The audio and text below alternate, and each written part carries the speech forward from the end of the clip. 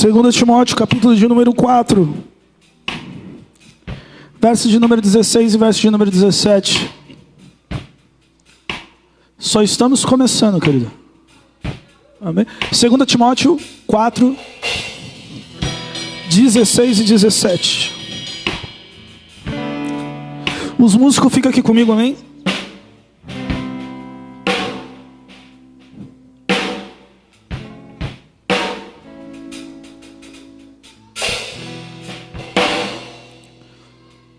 Os meninos, os midianitas, deixa a Bíblia aí fácil, que hoje a gente vai dar uma corrida nela. Amém?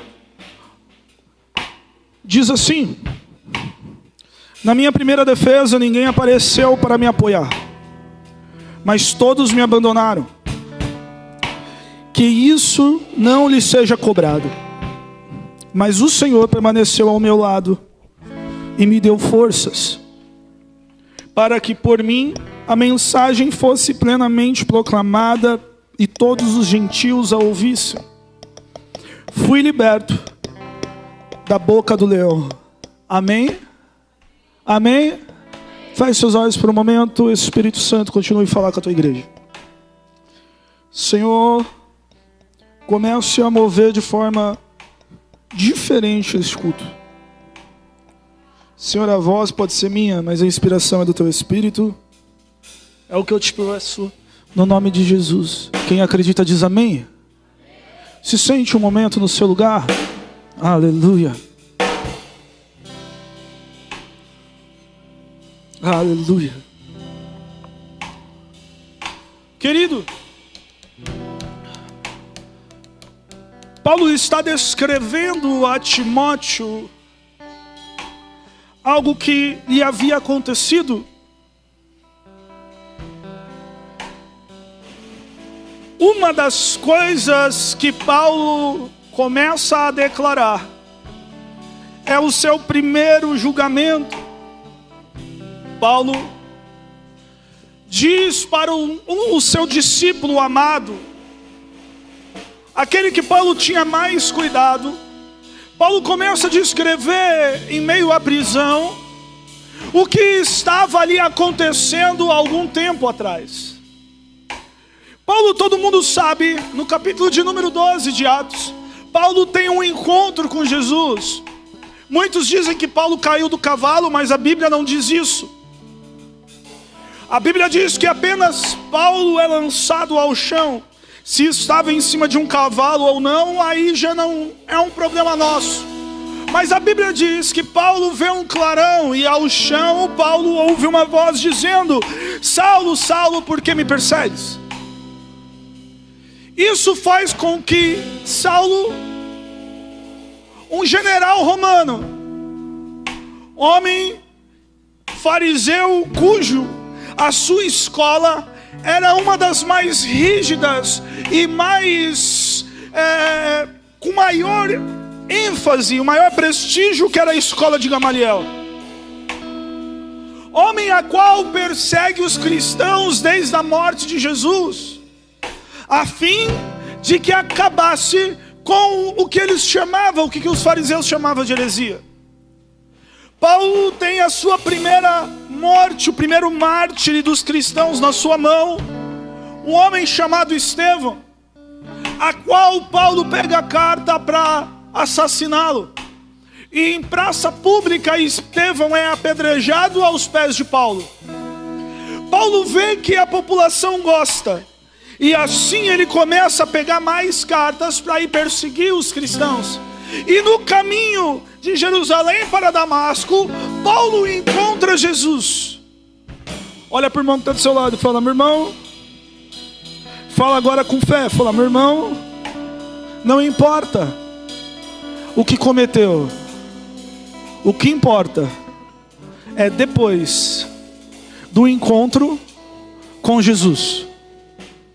Se conseguirem me dar um pouquinho mais só de som do microfone, eu tô com a minha garganta só uma bênção. Paulo, ele encontra com Cristo e o caminho muda. E é engraçado que o principal motivo de Saulo virar Paulo é um homem simples chamado Bartolomeu, que ensina, ora por Paulo. E a Bíblia fala que Paulo retoma a visão, e a partir deste momento, Paulo já segue a pregar o Evangelho. Paulo começa a pregar com tanto amor, mas com tanta rigidez, que Paulo arruma até algumas brigas no meio do ministério. A gente sabe que Paulo tem uma séria discussão com Pedro a respeito do que iriam se seguir da lei. Paulo também manda embora ali da sua missão o discípulo João Marcos, a qual, para Paulo, ele era um garoto um pouco tanto quanto preguiçoso para andar junto com ele. E isso não faz com que a igreja ganhe birra ou a igreja se reparta, muito pelo contrário. Cada ferramenta precisa ser colocada com a ferramenta certa, e isso é natural. O problema é que nos dias de hoje, isso sairia em todas as mídias. Sairia João Marcos fazendo uma rebelião, levando mais 50 coitadinhos embora, e todos iriam contra Paulo. Esse seria o contexto de hoje. Mas naquela época, querido, e que a igreja não deveria ter mudado, naquela época isso não ocorreu. A Bíblia fala que Paulo continua a pregar o Evangelho. Paulo funda as 7 principais igrejas da Ásia Menor. Paulo leva o Evangelho a 2 continentes. Paulo prega e leva a igreja para lugares que nenhum outro discípulo levou. Mas Paulo, mesmo podendo se engrandecer com tudo isso, Paulo resolve sempre ser e tratar com amor a tudo que Paulo fazia. Porém, a gente sabia e sabe que o Império Romano estava atrás de Paulo ferrenhamente. E em uma das viagens de Paulo é preso pelo imperador Félix. E aí Paulo termina a sua jornada toda dentro de uma cadeia. Félix não acha nada que podia julgar Paulo. Ele não tem dano nenhum. Nem os judeus que mandaram prender Paulo tinham alguma acusação contra Paulo. Porém, Félix decide manter ele preso. Por ser um cidadão romano, Félix tinha o poder sobre Paulo. E é engraçado, querido, que Paulo, ele passa por 3 julgamentos em 3 cidades distintas. E Paulo faz mais pela igreja preso do que solto. Todos os escritos de Paulo é quando ele está preso. Todos os direcionamentos que nós temos até hoje de evangelho é Paulo preso. Muitas das vezes, e muitos cristãos, eles param de ser cristão por algum problema. Paulo mesmo preso continuou sendo um cristão. Paulo mesmo preso continuou dirigindo a igreja com todo cuidado e respeito. E nesse primeiro julgamento, Paulo decide apresentar o que aconteceu para Timóteo. E diz: Timóteo, existe um tal de Alexandre que estava no meio da gente. Esse homem, ele me entregou. E não só me entregou, mas fez com que vários da igreja acreditassem nisso. Fez com que vários da igreja fossem por essa história. Deixa eu te explicar uma coisa, querido. Problemas na igreja acontecem, sim ou não? Sim ou não? Problemas na igreja acontecem. Qualquer lugar que tem pessoas existe problemas. Você entende isso? Porém, nós precisamos entender uma coisa.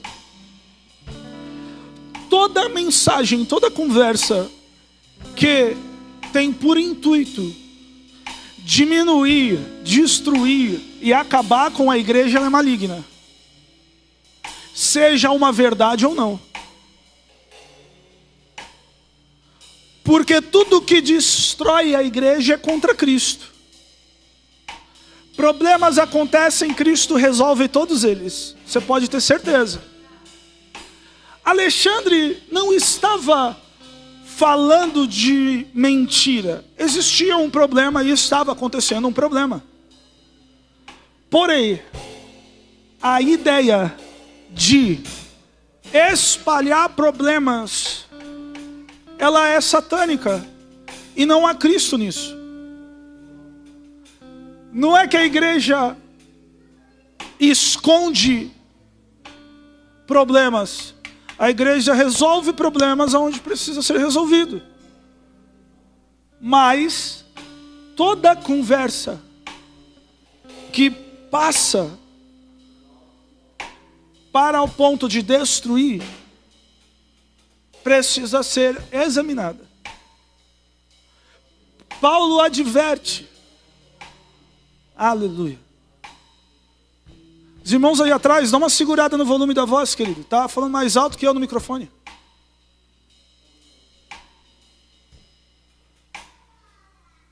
Toda conversa, toda a pregação ao contrário ao que Cristo nos ensina e opera diretamente na igreja é maligno.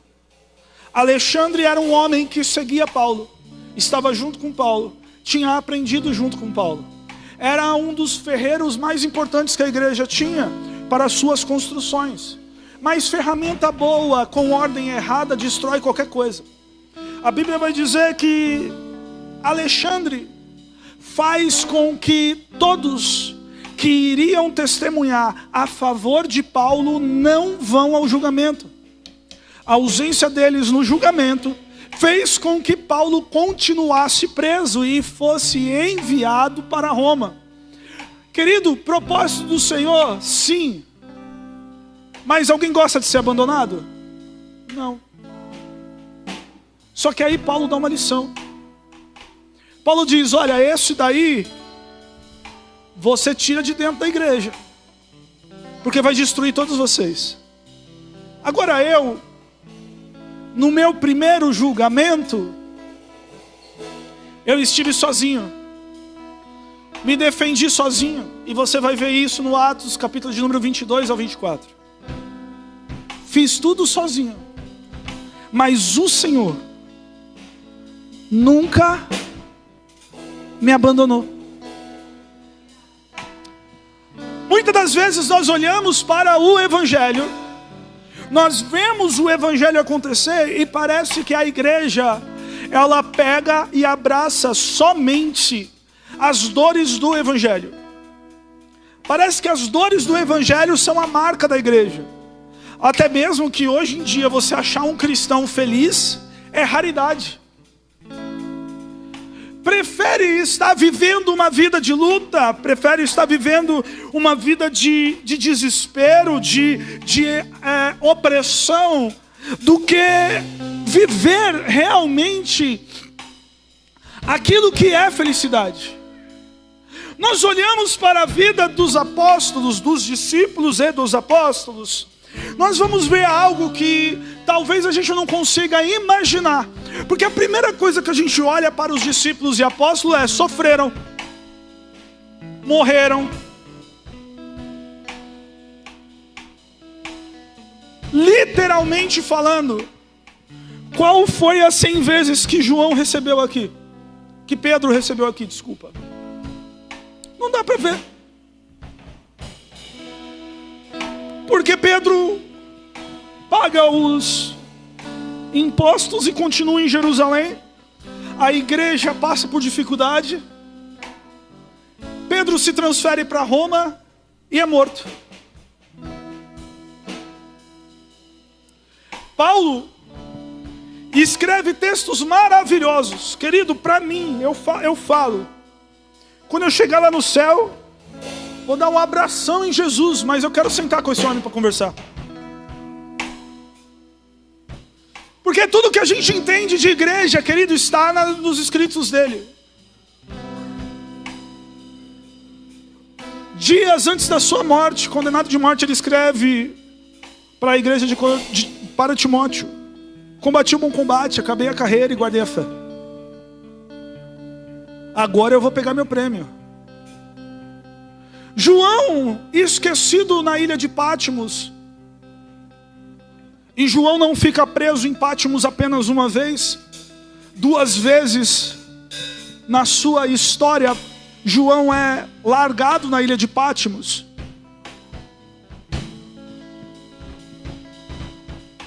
Morre provavelmente por desnutrição, porque tinha que caçar para comer.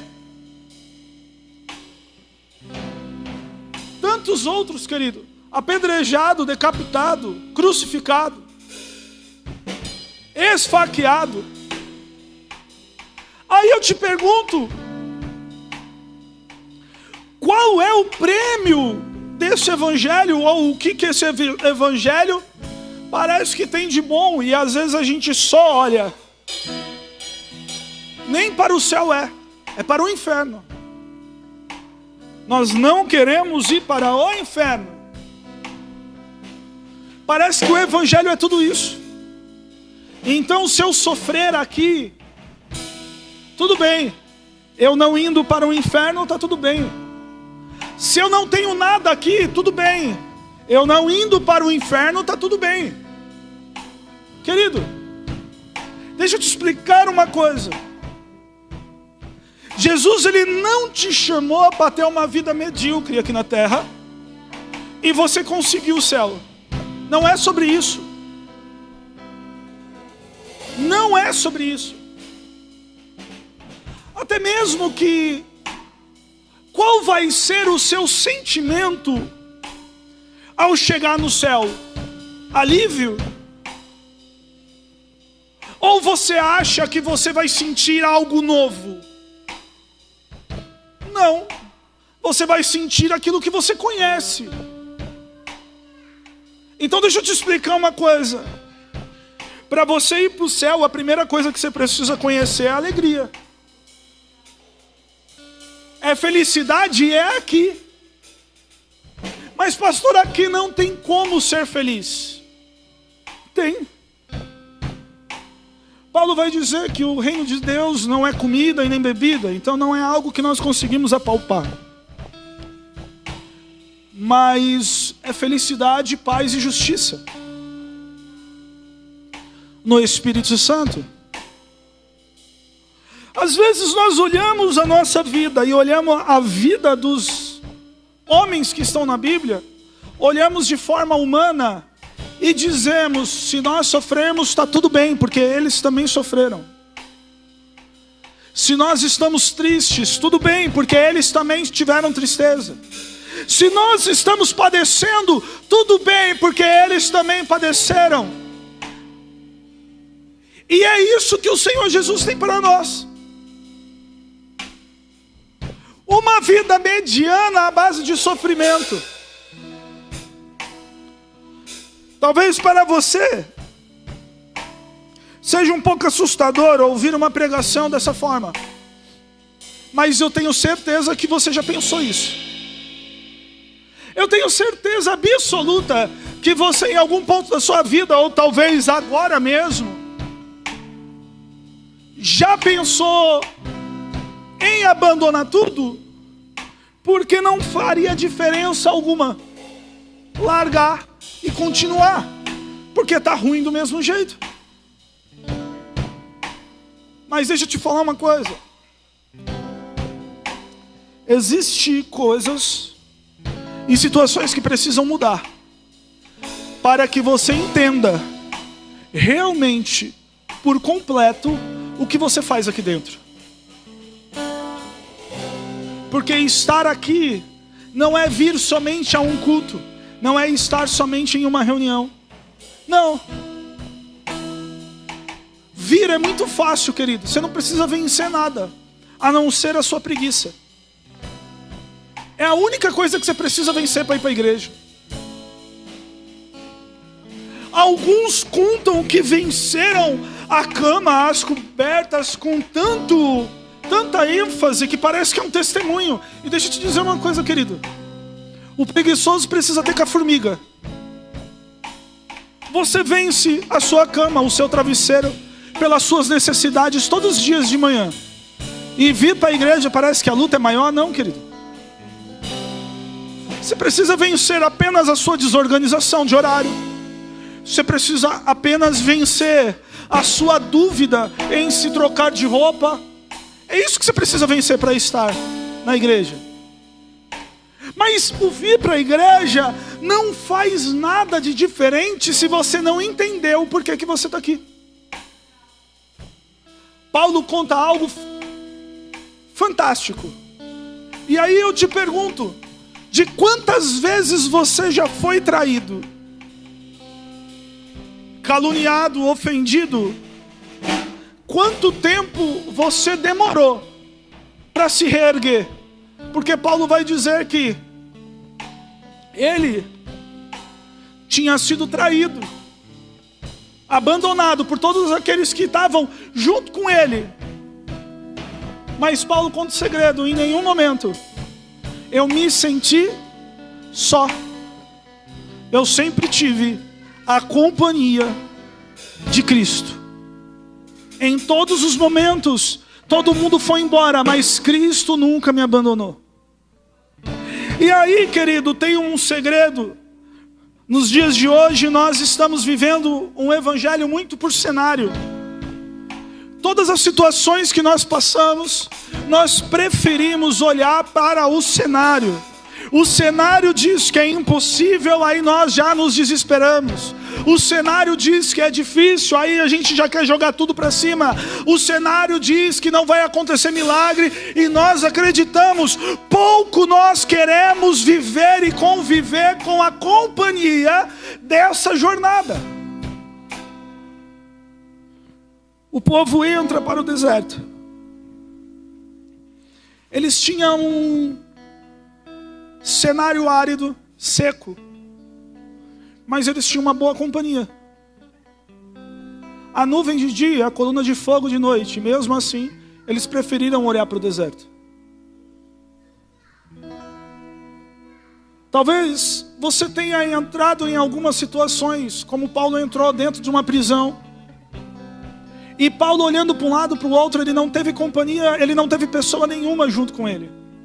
Ele não teve um cenário muito agradável, porque as prisões de Roma, na época de Paulo, eram as piores prisões que existiam. Roma fazia com que a pessoa enlouquecesse facilmente. Por pouco tempo de prisão, você já não tirava uma pessoa sã de lá de dentro. Porque as prisões de Roma eram extremamente solitárias. Você não via sol e você não via ninguém. Imagina passar isso anos. Você não sabe mais nem falar, porque você não ouve barulho nenhum. Paulo diz: esse era o meu cenário. As pessoas que andavam junto comigo foram embora. A prisão de Roma, todo mundo sabe como que é. Mas eu nunca me senti só. Eu tive companhia em todo o tempo. Deus estava comigo em todo o tempo. Paulo não se pegou ao cenário que ele estava vivendo. Paulo estava vivendo a companhia. Querido, literalmente falando, realmente sofreram, padeceram, mas você não via nenhum triste. Você não viu nenhum lamentar por o que estava acontecendo. Muito pelo contrário, eles eram alegres, felizes. E essa felicidade fazia com que o evangelho propagasse mais e mais lugares. Porque a palavra evangelho significa boas novas. Ninguém leva uma boa notícia de cara feia. Ah, mas pastor, você não conhece minha vida. Você também não conhece a minha? Ah, mas como viver sorrindo o tempo todo, querido? Não é ser bobo, mas é ser cristão.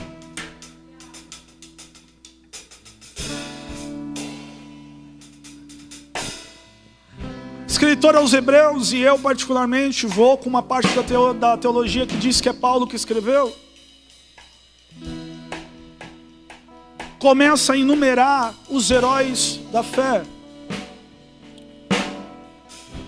E Abraão, ele fala algo fantástico. Ele diz: Abraão habitou na terra prometida todos os anos em que depois que foram feitas a promessa, mas em nenhum momento ele viveu como se aquele fosse o seu lugar. Porque Abraão não esperava uma terra aqui, ele esperava uma nação em outro lugar. Querido, deixa eu te explicar uma coisa. Mesmo vivendo de terra em terra, de tenda em tenda, Abraão esperava muito mais que isso. E Abraão não esperava em nada que estava aqui. Abraão esperava uma terra que está lá, e não aqui. Mas isso foi suficientemente para Abraão viver feliz o período que estava aqui. Paulo vai dizer: olha, eu estive sozinho, mas não me faltou uma companhia não. Todo mundo foi embora, mas não me faltou uma companhia. E deixa eu dizer uma coisa. Paulo foi julgado por Félix, depois foi enviado de volta para Jerusalém. Foi julgado pelo imperador Acácio, depois foi mandado para Roma. E foi condenado por Nero. Sem ninguém ter nenhuma acusação contra Paulo, ele foi levado à morte. E o que fez esse homem dizer que ele estava combatendo o bom combate, acabando a carreira e guardando a fé? O que fez esse homem dizer que em nenhum momento ele se sentiu só? O que fez esse homem se sentir feliz em toda essa trajetória? Porque deixa eu te explicar, até naufrágio Paulo aconteceu. Indo para Roma, o navio se naufraga, no meio do caminho Paulo fica deserto na ilha de Malta. Até isso Paulo passa em meio à prisão, antes de ser levado a Roma. Mas em nenhum momento você vai ver Paulo lamentando pelos ocorridos, e sim glorificando a Deus pelas ações. Só que Paulo ensina inúmeras coisas. Quer viver feliz? Quer viver bem? Abre para mim o livro de Romanos, capítulo de número 12, verso de número 2.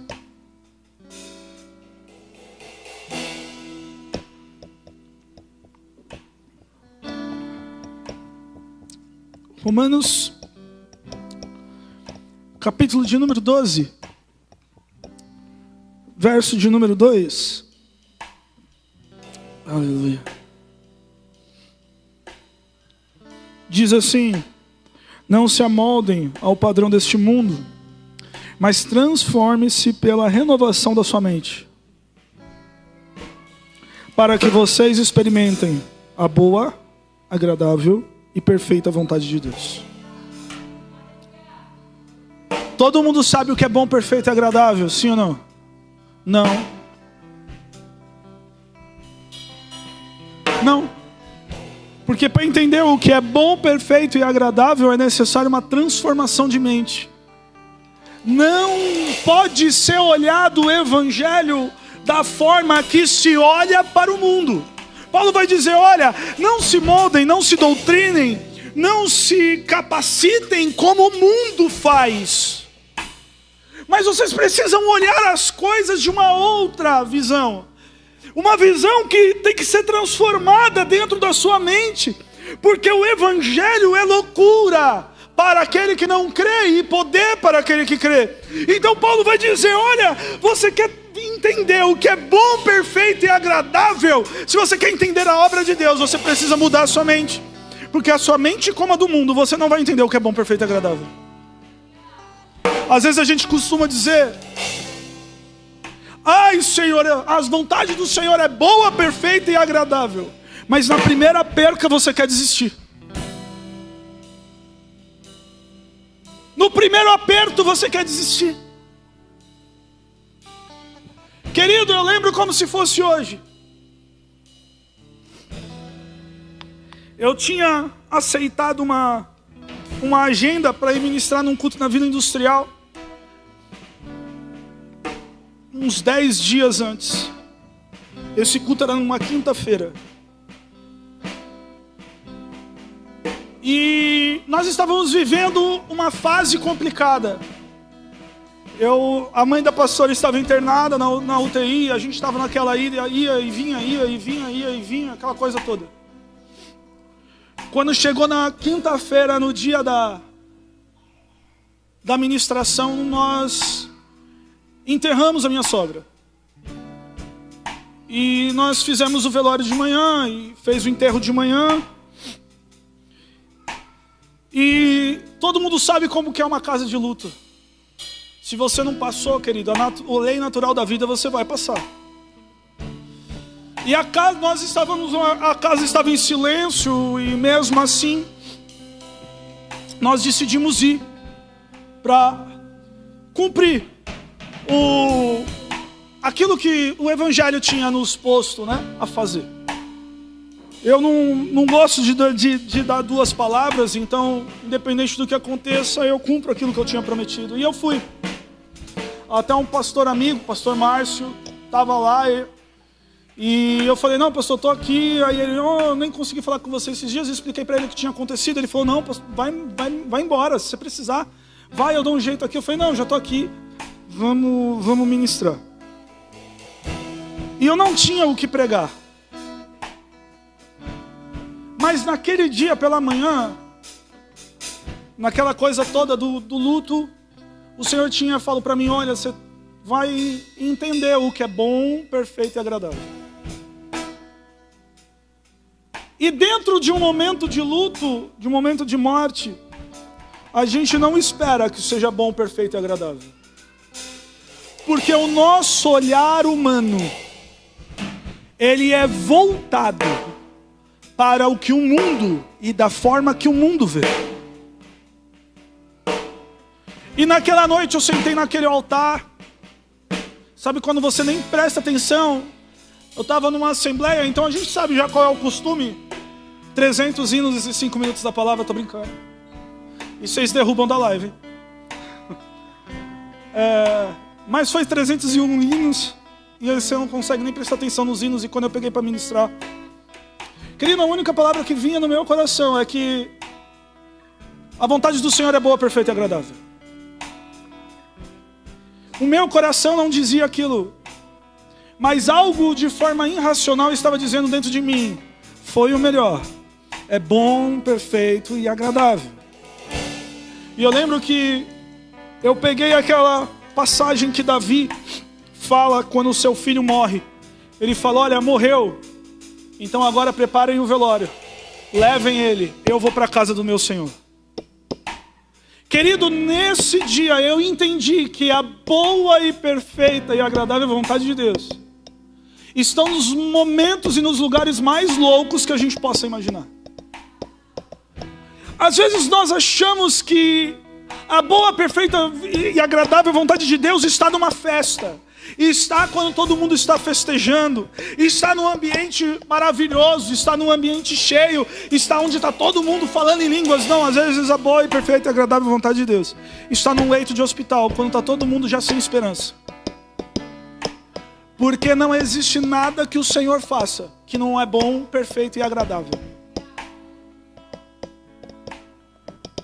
Então agora nós conseguimos entender um pouco daquilo que Jó passa. Jó perde tudo. Ele perde bens financeiros, ele perde os seus filhos e ele perde a sua saúde. As 3 esferas humanas de vida, Jó é atingido.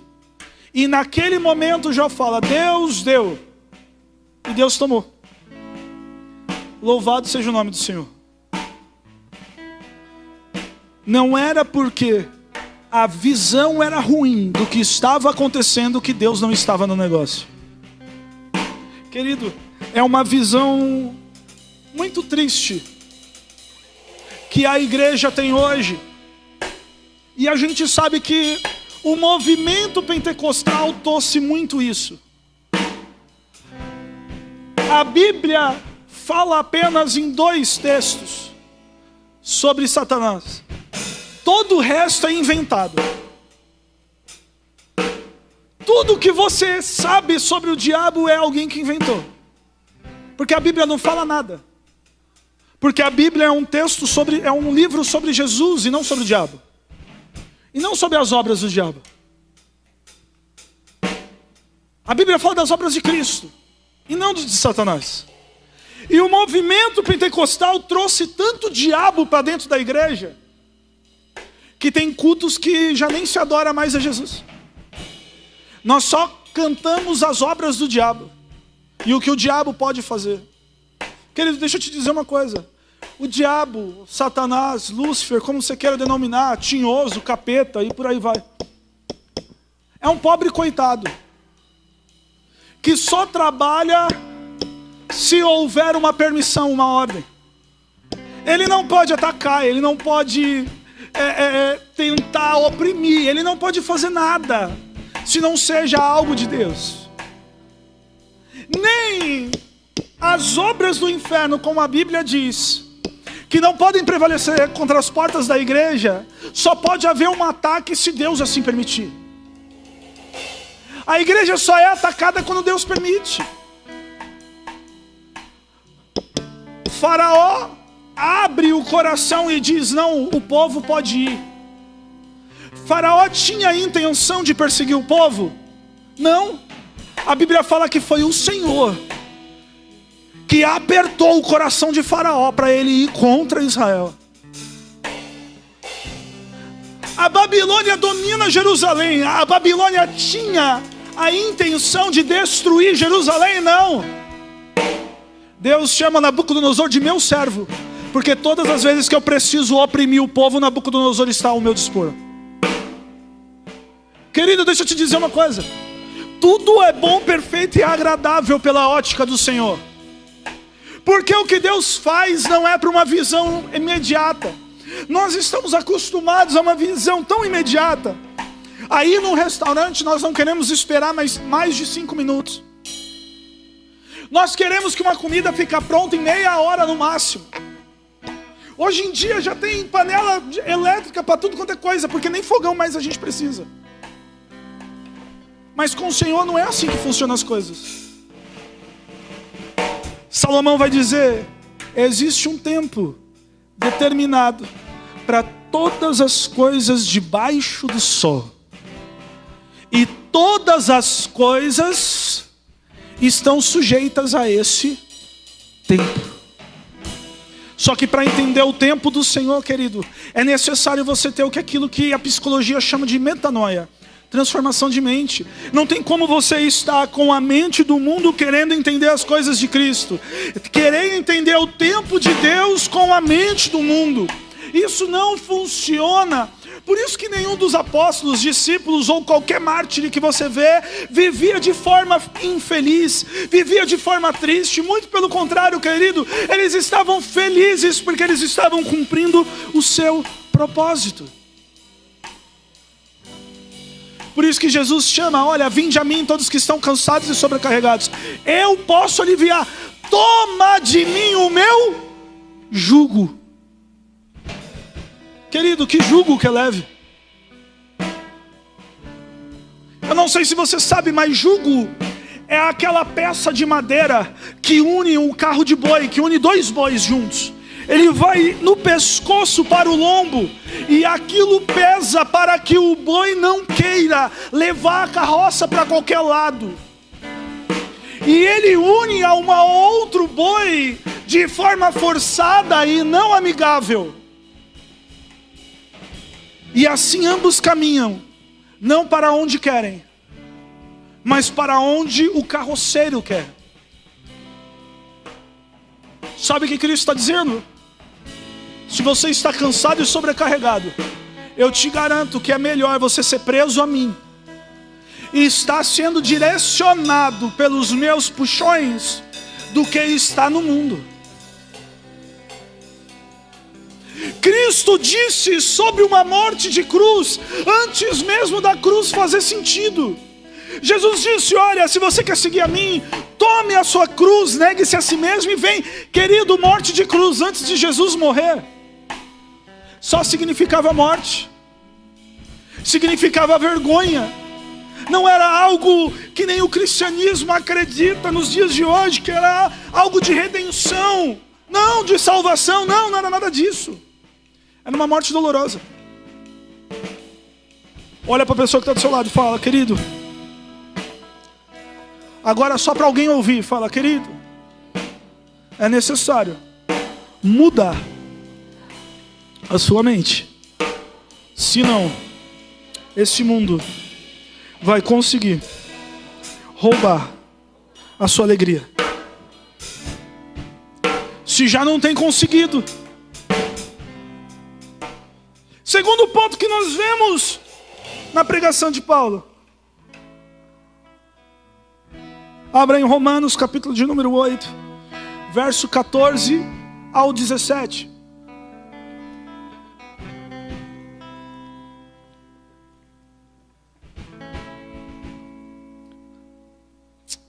Diz assim: porque todos os que são conduzidos pelo Espírito de Deus são filhos de Deus. Pois vocês não receberam o espírito de escravidão para novamente temerem,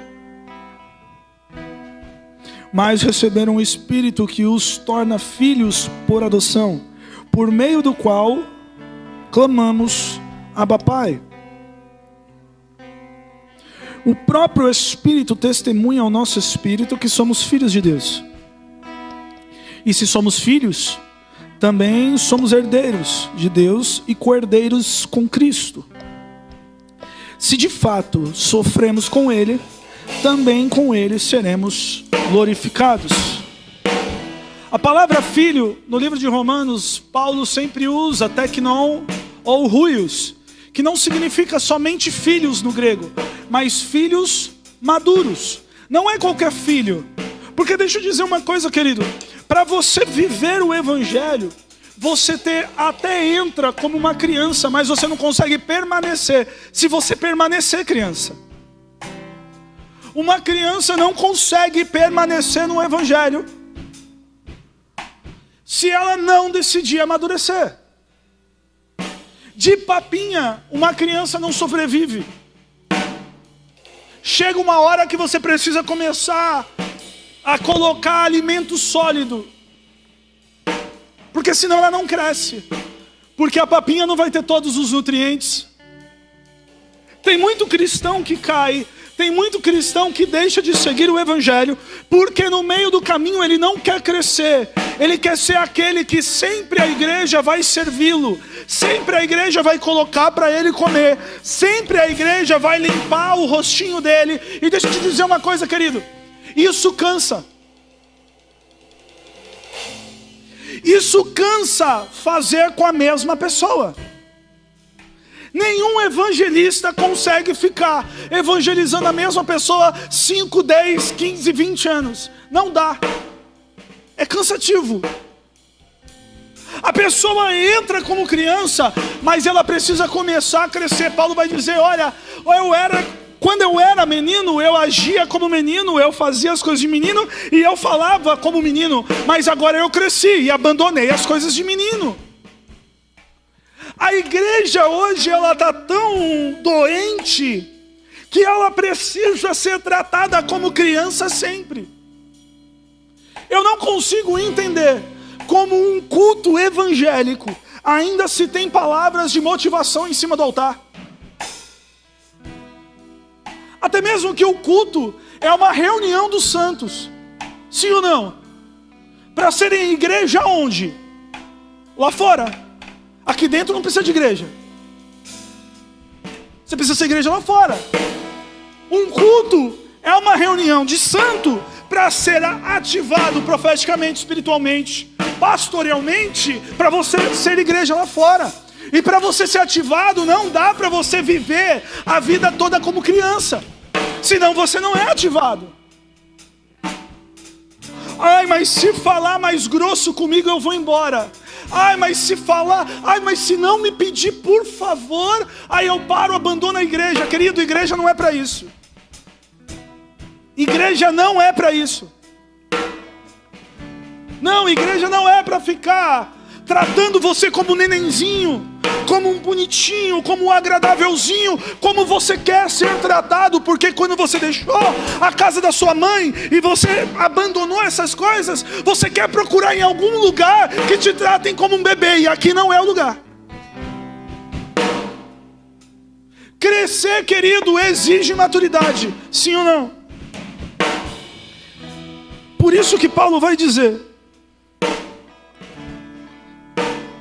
que o Espírito, ele testifica no nosso espírito que somos filhos de Deus. Mas não é qualquer filho. O Espírito Santo testifica dentro do Espírito que habita em nós que somos filhos maduros de Deus. Se não amadurecer, não tem testificação. Porque, querido, você vem para Cristo. Você veio para Cristo, você ouviu e sabe que Cristo salva, cura, liberta, transforma. Cristo faz tudo isso. Você vem para Cristo pelas obras que Cristo faz. Naturalmente, o próprio Cristo diz isso, que os milagres iriam acompanhar os que crerem no Evangelho.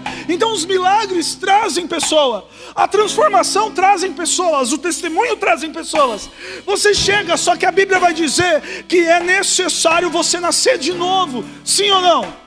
Você nasce de novo da água e do Espírito. Olha que bênção maravilhosa. Aí agora você é uma criança. Nós vamos munir uma criança. Só que você não é criança para o resto da sua vida.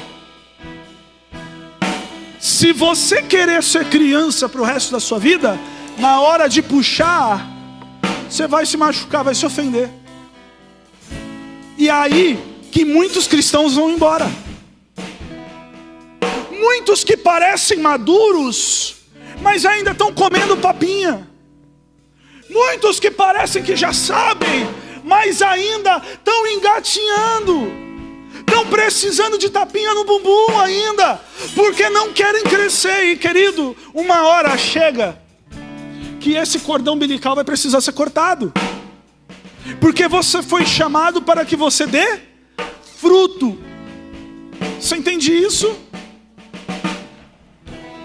Você já viu um bebê de colo trazer outro bebê de colo para o Evangelho? Não, é impossível. Mas você já consegue ver um adolescente trazendo o outro, um adulto trazendo o outro. Porque com um grau de maturidade é que a igreja vai crescendo.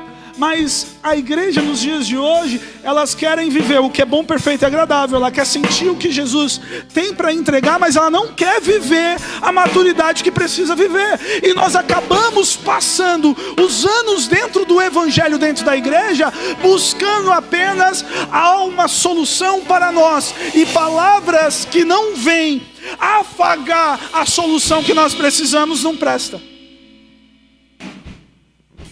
Deixa eu te dizer uma coisa. O problema não é do púlpito que permitiu o coach, o falso profeta subir. O problema é da igreja que aplaude. O problema não é do altar.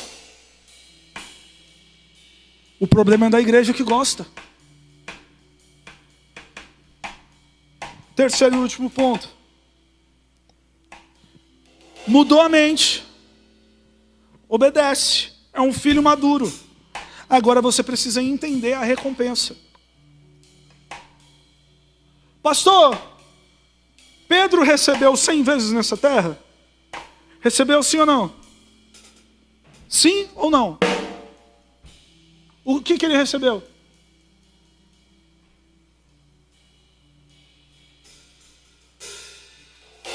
Esse é um problema, sabe por quê? Porque a igreja quer acreditar que Pedro recebeu porque sabe que o evangelho é bom, mas não vive isso. Pedro recebeu 100 vezes? Sim. O que Pedro recebeu? Foi dinheiro? Não. Pedro recebeu algo que Jesus vai dizer em Mateus, capítulo de número 28, 19 e 20. Põe aí para mim. Mateus 28, 19 e 20. Querido, não é o cenário que faz a viagem. Não é o automóvel que faz a viagem. Diz assim, portanto, vão e façam discípulos de todas as nações, batizando-os em nome do Pai, do Filho e do Espírito Santo, ensinando-os a obedecer a tudo que eu ordenei a vocês. E eu estarei sempre com vocês até o fim dos tempos. Sabe o que faz uma viagem ser boa? A companhia. Paulo estava preso. Sabia que ia ser condenado à morte. Sabia que Nero era louco. A história já estava se desenhando. Mas ele diz, quando todos me abandonaram, eu tive companhia. Não foi o abandono que feriu Paulo. Paulo não deixou de ser menos crente porque todo mundo abandonou. Não, porque o que Paulo esperava, Paulo teve a companhia do Espírito Santo. Não é só céu, querido. Não é só a rua de ouro, até mesmo que, querido, deixa eu te explicar uma coisa.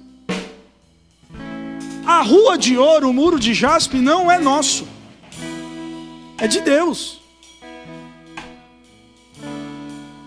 E Deus coloca ouro na rua para mostrar o valor que o ouro tem lá. Nenhum. Você sabe do que é feito o piche?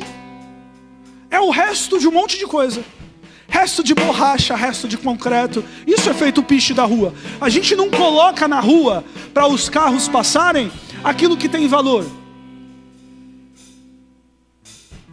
Ouro lá não tem valor nenhum. Por isso que é colocado na rua.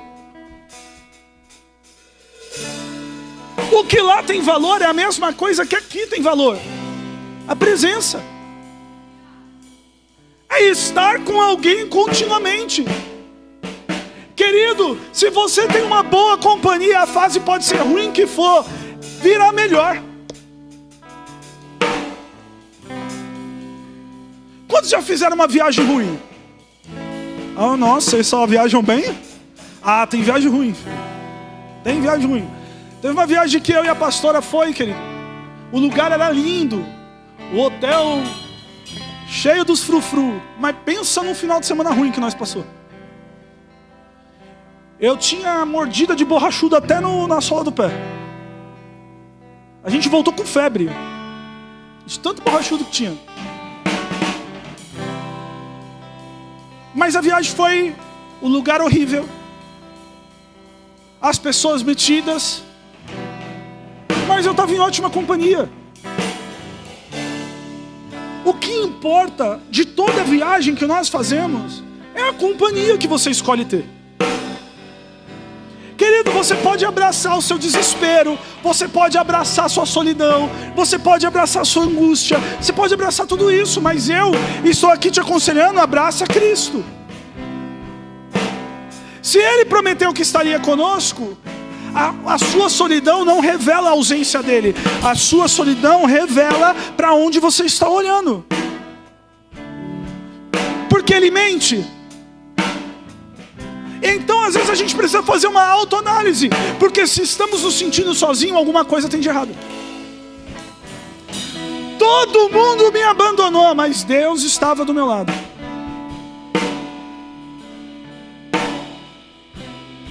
Sabe o que Paulo está falando para Timóteo? Timóteo, ó, se der ruim o evangelho amanhã ou depois, não se preocupe.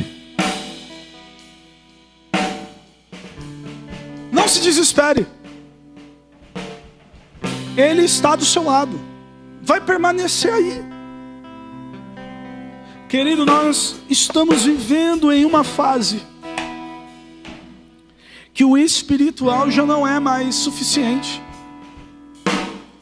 A volta de Jesus não é suficiente, a companhia dele não é suficiente. A profecia já não é mais suficiente. A palavra já não é mais suficiente.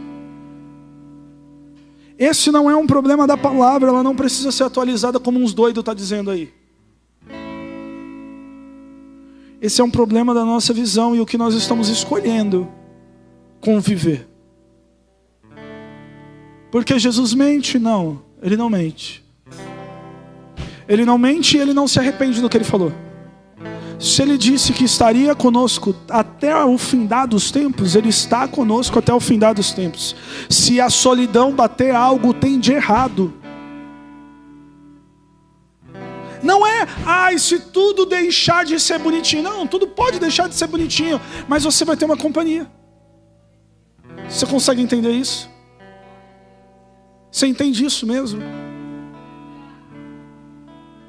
Feche seus olhos por um momento.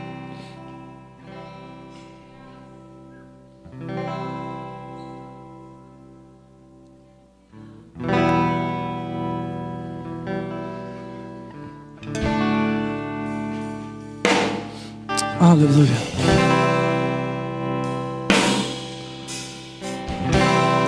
No final do culto, eu quero dar uma palavrinha com todo o ministério de louvor, amém? Querido, qual é a companhia que você está vivendo? Qual é a companhia que você está passando os seus dias?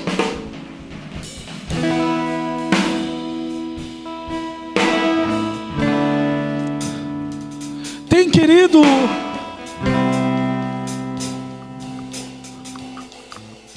escolher quem você quer decide caminhar.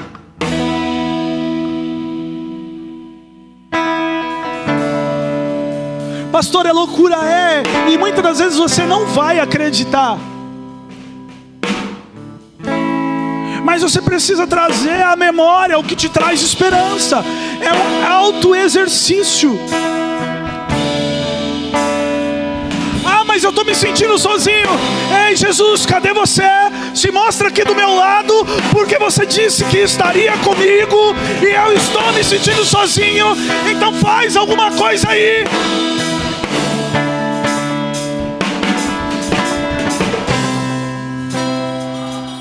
Os nossos cultos precisam ser diferentes,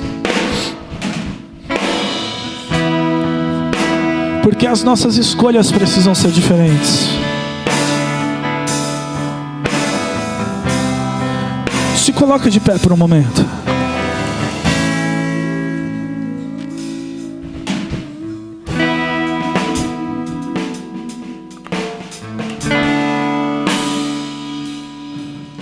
Este lugar tem que ser diferente, querido.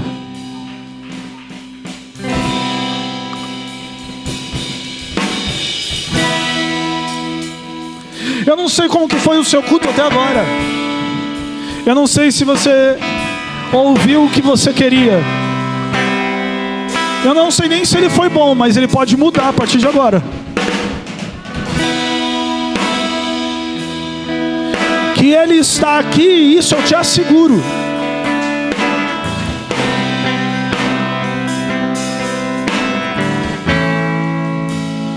Algo precisa mudar no seu mente, no seu coração. Querido, uma metanoia, viver isso daqui. Mas para a igreja gerar igreja, ela precisa primeiro ser igreja.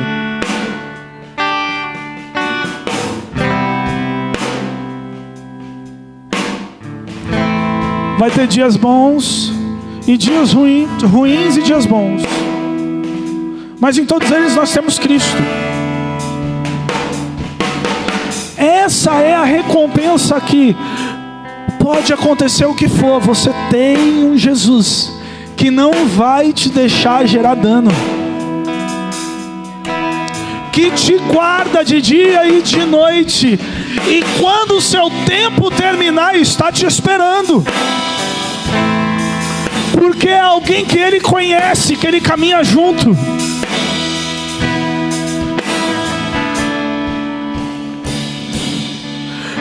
Vamos começar a mudar agora esse ambiente.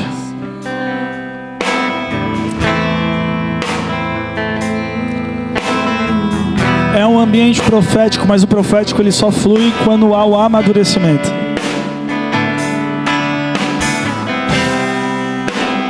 Crianças não vivem profético. Meninos não vivem profético. Adultos, homens vivem proféticos.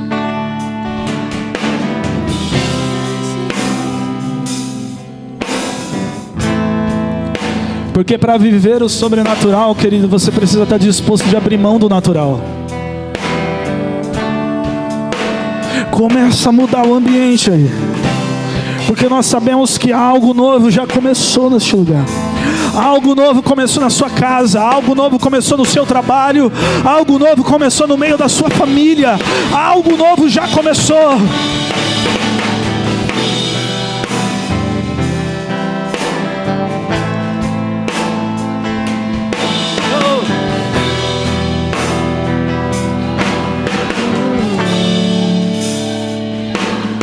Um grande exército se levantou.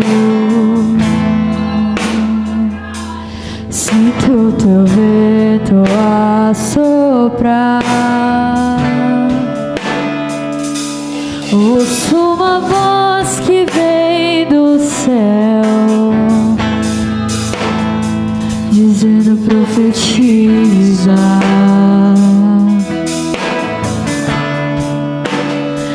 Sobre esse vale eu já posso ver. Eu já posso ver.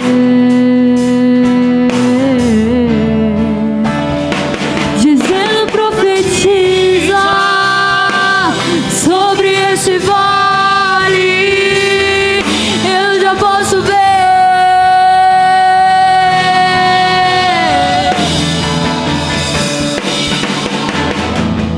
Algo novo começou. Uma nova estação chegou. Ouço o barulho.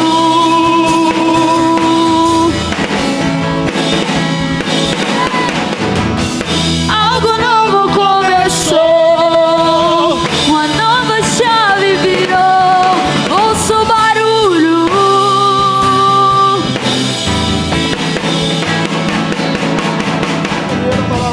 Algo novo começou. Uma nova porta se abriu. Ouço o barulho. Ei, ouço o barulho. Algo novo começou. Uma nova estação chegou. Ouço o barulho.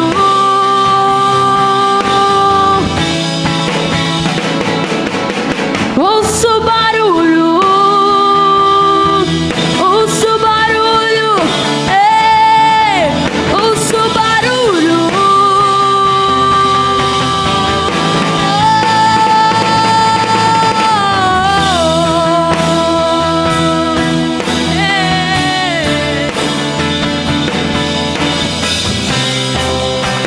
O profético, ele sempre se move em um ambiente de destruição.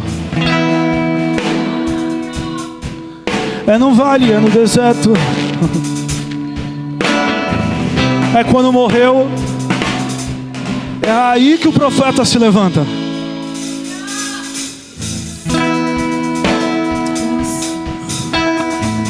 O profético não acontece porque está tudo bem. O profético acontece porque um milagre precisa acontecer.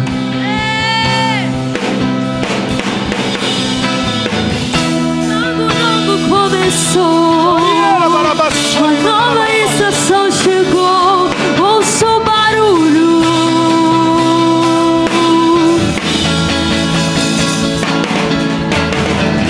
Algo novo começou. Uma nova chave virou. Ouço o barulho. Oh, ouço o barulho. Algo novo começou.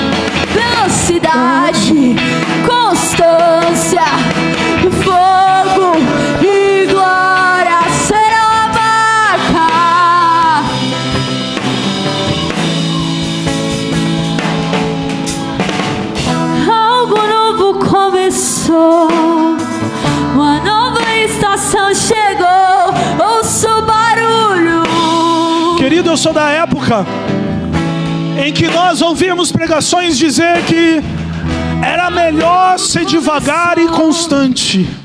Nova chave virou, ouço barulho. Ei, querido, nós estamos numa nova fase. Ouço barulho. É melhor acelerar e viver constante. Começou. Não dá mais tempo para ser devagar. Tá se abriu, ouço barulho. Tem que correr, querido. Tem que correr, tem que correr. A coisa precisa mudar, o ambiente precisa mudar. Ei, querido, precisa correr. Não dá mais para esperar o seu tempo na sua hora. Não dá mais para esperar.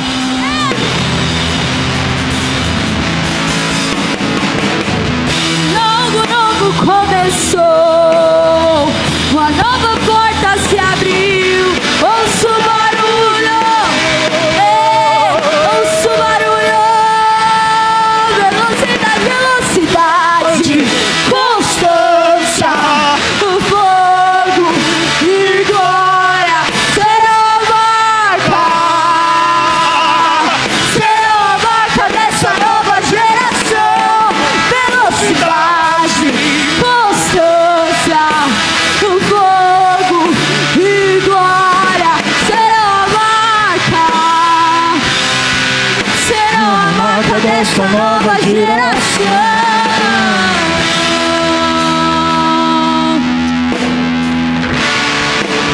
Aleluia. Querido, nesta manhã nós tivemos a visita e a ajuda do nosso irmão Abel. Você pode aplaudir o Senhor pela vida dele. Temos mais algum visitante pela primeira vez? Não? Querido, eu preciso conversar com todo o ministério de louvor e com os líderes, amém? Ainda hoje. Então, preciso ser rápido, então venha rápido, amém? Que a graça do nosso Senhor e Salvador Jesus Cristo, o amor de Deus Pai, a comunhão do Divino Espírito Santo seja acrescentada sobre todos. Pais, pedindo a paz e graça aos lares. Peço seus anjos em ação, os guardando do mal e do pecado. Se Deus é por nós, se Deus é por nós, se Deus é por nós,